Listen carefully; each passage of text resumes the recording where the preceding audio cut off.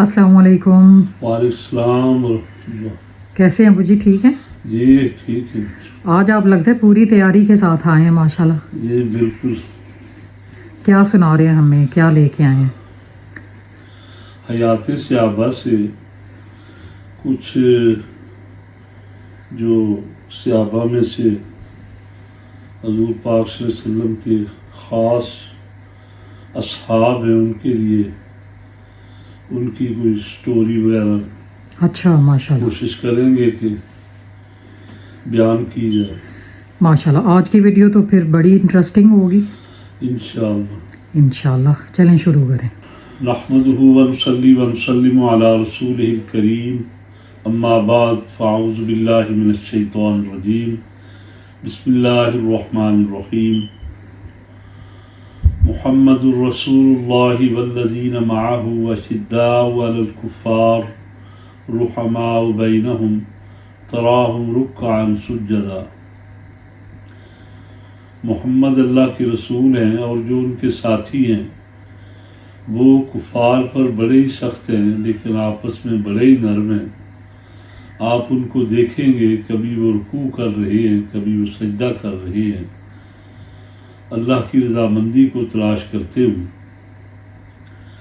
सहाबा किराम की वो ज़िंदगियाँ हैं कि जो रसूलुल्लाह सल्लल्लाहु अलैहि वसल्लम के इशारा पे उन्होंने कुर्बान की हैं और उन्होंने ये मुकाम हासिल किया कि अल्लाह ताला ने उन्हें रसूलुल्लाह सल्लल्लाहु अलैहि वसल्लम की सोबत के लिए चुन लिया और सिर्फ उनकी तारीफ़ कुरान पाक में बयान नहीं की, बल्कि तौरात और इंजील में भी उनकी तारीफ़ को उनके आने से पहले बयान कर दिया गया।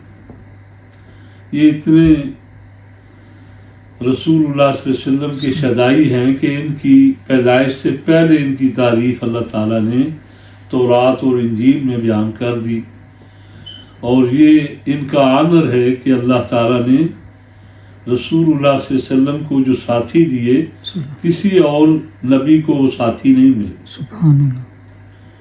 रसूलुल्लाह सल्लल्लाहु अलैहि वसल्लम की एक ऐसे ख़ास सहाबी हैं कि जिनको अल्लाह ने अपने सामने बिठाकर उनसे पूछा कि हाँ तुम क्या चाहते हो।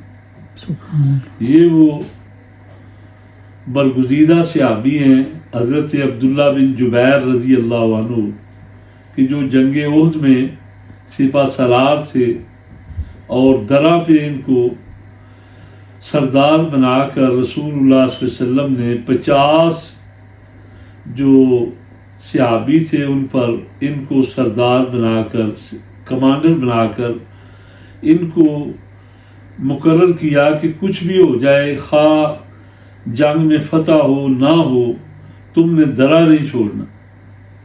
सहाबा किराम को अल्लाह ने फतह दे दी तो कुछ सहाबा इसमें इख्तिलाफ कर गए। वो कहने लगे कि हो सकता है आपने ये कहा हो कि जब तक फतह नहीं होती तो दरा छोड़ देंगे। फिर कुछ ने कहा कि नहीं, अब्दुल्ला बिन जुबैर इस बात पे बज़िद थे कि रसूलुल्लाह सल्लल्लाहु अलैहि वसल्लम का वाज़ेह फरमान है कि कुछ भी हो जाए दरा नहीं छोड़। बस फिर यूँ हुआ कि जैसे फतह हुई तो सहाबा ने दरा छोड़ दिया और अब्दुल्ला बिन जुबैर के साथ 10 आदमी रह गए।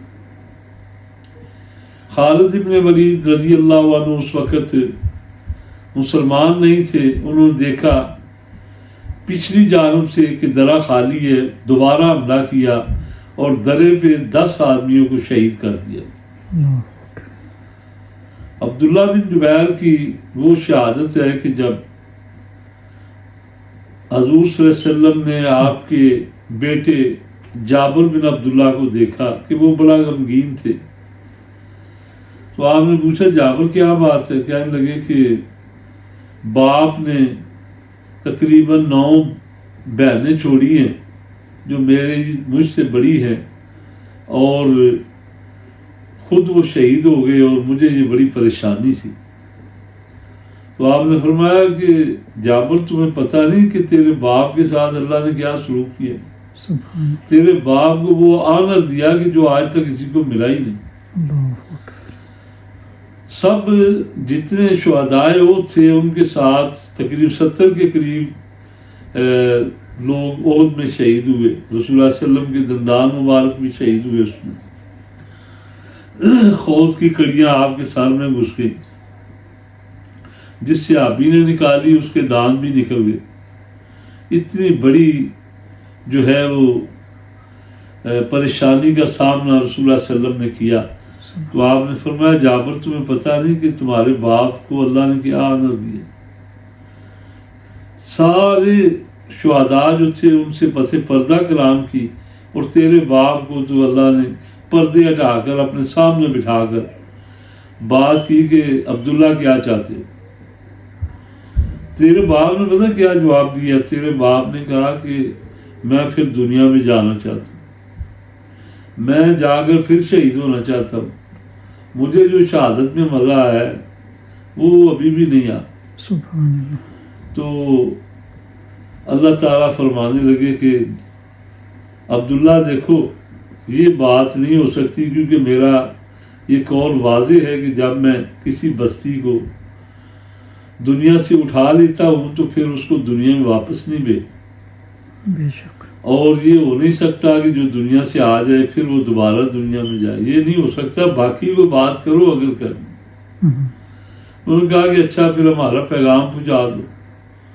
تو شہدائے احد کا پیغام 4 سپارہ میں اللہ نے ذکر کیا. وَلَا تَحْسَبَنَّ الَّذِينَ قُتِلُوا فِي سَبِيلِ اللَّهِ أَمْوَاتًا, کہ جو اللہ کی راہ میں شہید کر دیے جائے انہیں تم مردہ مت کہو. بَلْ أَحْيَاءٌ عِندَ رَبِّهِمْ يُرْزَقُونَ, بلکہ وہ اپنے رب کے پاس انہیں رزق دیا جاتا ہے. فَرِحِينَ بِمَا آتَاهُمُ اللَّهُ مِنْ فَضْلِهِ, وہ خوش ہیں کہ جو اللہ نے ان کو اپنے فضل سے دیا. اچھا یہاں پہ میرا ایک سوال تھا, سوری میں انٹرپٹ کر رہی ہوں. علامہ اقبال نے انہی کے لیے تو نہیں کہا خودی کو کر بلند اتنا ہر تقدیر سے پہلے, خدا بندے سے خود پوچھے بتا تیری رضا کیا ہے. ہاں یہ بھی ہو سکتا ہے, کیونکہ اتنا بڑا جو آنر ملا ہے حضرت عبداللہ بن جبیر کو, اور یہ شہداء کے لیے, کیونکہ جنت میں جا کر تمام لوگ ہی خوش ہوں گے. دنیا میں کوئی نہیں آئے گا, لیکن اگر کوئی تمنا کرے گا تو وہ شہید ہی ہوگا. رسول اللہ صلی اللہ علیہ وسلم نے فرمایا کہ صرف شہید تمنا کرے گا کہ میں جنت میں پہنچنے کے بعد کہ ہم دنیا میں جانا چاہتے ہیں. باقی کوئی نہیں کہے گا کہ میں پھر جی دنیا میں جاؤں گا, یا پھر جہنمی کہیں گے کہ ہمیں بھیج دو ایک دفعہ دنیا میں, ہم نیک عمل کریں گے, ہم وہ عمل نہیں کریں گے جو کرتے رہے. تو اللہ فرمائیں گے کہ نہیں. اچھا میں بھی یہی سوچتی ہوں کہ کتنا بڑا آنر ہے ماشاءاللہ شہداء کا. شہداء احد میں سے خصوصی طور پر عبداللہ بن جبیر کا یہ آنر ہے کہ وہ واحد صحابی ہے کہ جنہیں اللہ نے پس پردہ سب پردے ختم کر کے اپنے سامنے بٹھا کر اللہ ہم کلام ہوئے. ورنہ جس سے بھی اللہ نے بات کی ہے پس پردہ ہی کی ہے, کیونکہ اللہ کی ذات کے سامنے نور کے اس قدر پردے ہیں کہ رسول اللہ صلی اللہ علیہ وسلم فرماتے ہیں اگر وہ ہٹا دیے جائیں ہر چیز جل جائے, کیونکہ اللہ کے نور کی اتنی لائٹ ہے کہ لو کشفہ عن وجہہ لاحرقت سبحات وجہہ منتہا الیہ بصر, کہ پھر اگر اللہ ان پردوں کو ہٹا دے تو پھر ہر چیز جو ہے نا اللہ کے چہرے کی جو کرنیں ہیں ہر چیز کو جلا کے رکھ دیں جہاں تک نظر جائے. تو پھر شہداء کا آپ مقام دیکھیں تو یہ مقام صرف انہیں حاصل ہے کیونکہ وہ اللہ تعالیٰ کے رستے میں جان قربان کر دیں. شہید سے 2 چیزیں کبھی بھی ختم نہیں ہوتی. فرمایا کہ ایک قرضہ اور ایک امانت. لیکن حضرت عبداللہ بن جبیر کو اللہ نے وہ آنر دیا کہ ان کا قرضہ ادا ہونے سے پہلے اللہ نے انہیں معاف کر دیا. کیونکہ جابر جو ہے کہتے ہیں جی ہمارے اوپر قرضہ ہے, تو آپ نے فرمایا کہ جب کھجوریں پک جائیں تو پھر بتانا. تو جب کھجوریں پک گئی تو آپ نے فرمایا کہ بلاؤ آپ قرضے والوں کو, اور کہا کہ خذوا ما وجدتم, یہ جو ہے نا کھجوریں یہ لے جاؤ, ولیس لکم الا ذالک, اور کچھ نہیں ہے, جتنی تمہارا قرضہ ہے اتنی کھجوریں لے. اللہ نے اتنی برکت دی کہ قرضہ بھی اتر گیا اور کھجوریں بھی کہتے ہیں پھر بھی کچھ باقی تھی کہ جو حضرت جابر کو پھر دوبارہ اللہ نے وہ دے.